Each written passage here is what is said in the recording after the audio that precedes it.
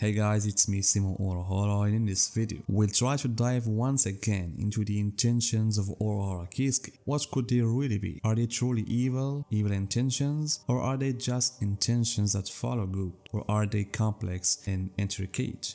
Of course, if we try to categorize Urahara into any of these categories, it's impossible. It's like a hard job to do, simply because we're talking about a character wrapped in many layers of mystery, making it hard for even the closest people to him to know much about his personality. And that's what keeps Urahara with a mysterious side that one day Kobo will reveal. But the reason why I'm making this video, guys, is that some, in attempt to compare him to Aizen Sasuke, they place Urahara as a symbol of the last man in Nietzsche's philosophy, while Aizen Sasuke is the Übermensch or Overman in the same philosophy. And this is honestly not accurate at all when it comes to Urahara exactly, and I will explain why. But let me first try to explain to those who don't know what I mean by the last man and the Übermensch or the Superman, and their relationship to Urahara and Aizen Sasuke. So simply, guys, Kubo relied a lot on Nietzsche's philosophy when writing the character of Aizen Sasuke.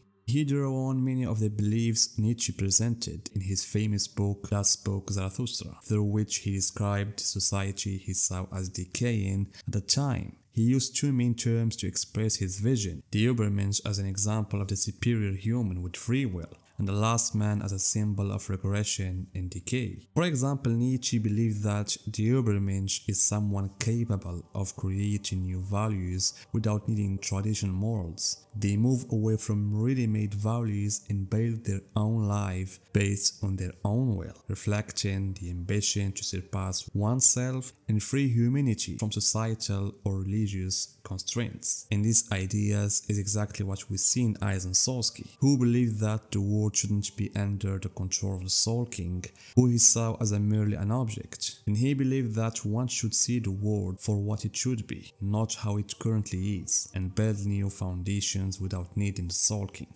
Another thing present in the Übermensch is what Nietzsche calls the will to power, which is a key concept in his philosophy. The Übermensch has the power to challenge difficulties and transcend their own limits. As the will to power forms the driving energy behind all forms of life, it's not just a desire for control, but an ambition to realize oneself to the fullest and create new values that represent overcoming the past. So, doesn't this idea, guys, of the will to power remind you of the Hogyuku? It's almost the same idea. The Hogyuku can look into the hearts of those who possess it and fulfill their true wishes based on the abilities lying within them. And this embodies the concept of the will to power by pushing individuals to reach their true potential. And so this concept, guys, further fueled Aizen's ambition, as he wanted to transcend his limits as a Shinigami and breaking the boundaries between Shinigami and Hollows. And this is one of the key traits of the Übermensch, always striving to develop and transcend oneself to reach higher horizons. Now I think, guys, you might have started to get the idea of the Übermensch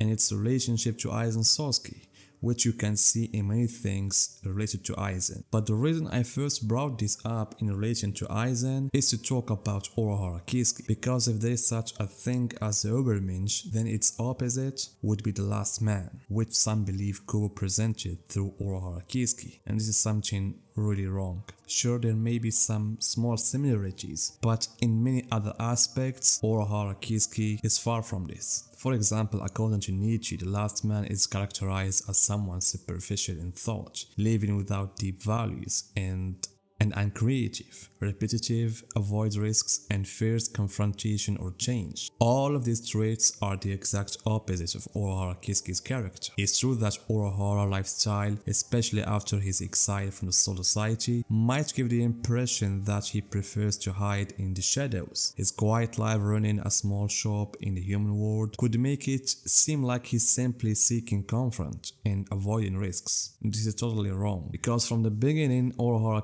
had big ambitions and a grand vision. As we saw when he became the captain of Squad 12, he created the Research and Development Institute. He also invented the Hogyuku in an effort to find a way to enhance the Konpaku of the Shinigami. And this is an important point we'll talk about later. His move to the human world wasn't out of personal desire, but rather a consequence of Aizen's actions. Urahara took these negative circumstances and turned them into strategic advantages. And Urahara Kisuke was never someone who avoided confrontation, rather his interventions were strategic and calculated. However guys, I think what led some to assume that Urahara is the last man is his conversation with Aizen Sasuke at the end of the Arankar arc, where it appeared that Urahara Kisuke supported the idea of maintaining Soul King and keeping the worlds as they are. And this perspective makes it seem as Urahara Kisuke is against change and against risking the current system. Of course, this might appear so if we focus on his words without delving into other aspects that have emerged about Urahara Kisuke. Because the opposite guys, Urahara Kisuke's view was never that superficial. Urahara was also against the Soul King being in that place in that manner. However, his disagreement with Aizen Sasuke was in the method of change. And here we can discuss what Urahara's intentions guys. Aizen Sasuke wanted to remove the Soul King and become the ruler himself. And to do this, he planned to destroy Karakura town. And additionally guys, removing the Soul King could destroy the worlds, leading to no negative consequences. That's why guys, I find that the most prominent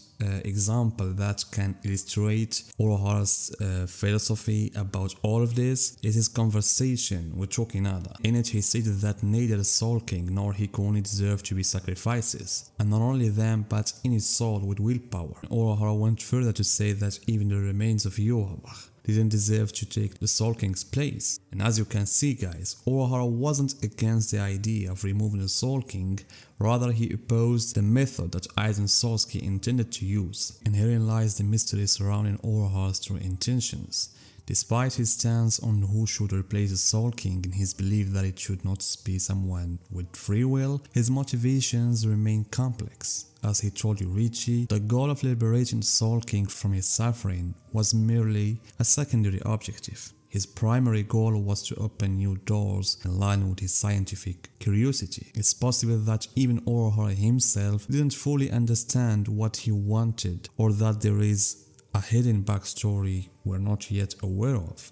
Perhaps this will be explored in the anime fourth core or maybe a part of the manga. This is why I said in the beginning of this video guys that Urahara's true intentions are not entirely clear and they are layered and complex. For these reasons guys, we cannot simply label Urahara as the last man as some might try to portray him. And for these reasons, we cannot simply label Urahara as the last man as some might try to portray him. His character is far too complex, driven by creativity, ambition, and the enigmatic aura that surrounds him. So guys, what do you think about Urahara Kisuke, about his true intentions? Tell me guys in the comments and see you guys in my next video.